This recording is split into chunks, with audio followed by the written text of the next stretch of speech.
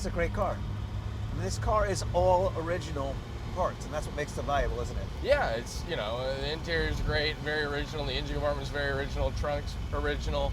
It still has its original books and toolkit with it and everything. The only thing that's been done is it's been repainted once in its life. In the original color, too. That's part of the difference between going for 775 or 875, whatever it ends up going for, is that some people like the original, some people like it totally restored. Exactly.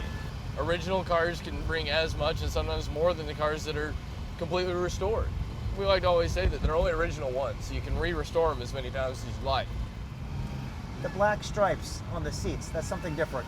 That started on this car, actually. If you were to go into the Ferrari store tomorrow and order a new Ferrari, you could order it with the optional Daytona seats, which, came from this model.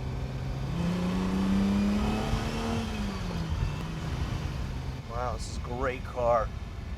Is the clutch a tight clutch or loose? It's a very tight clutch. It's got, it requires a lot of pressure.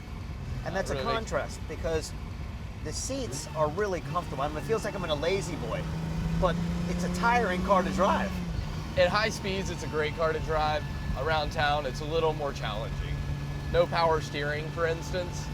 When you have a big 12-cylinder motor hanging over the front axle and no power steering, it makes it a little more difficult.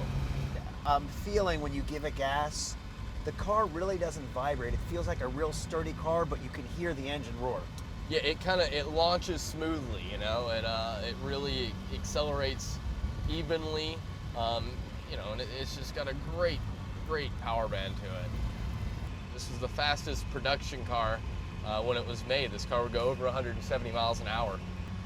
The Daytonas are great cars. They're wonderful to drive. And like I said, they're great grand touring cars, which is what they were built for.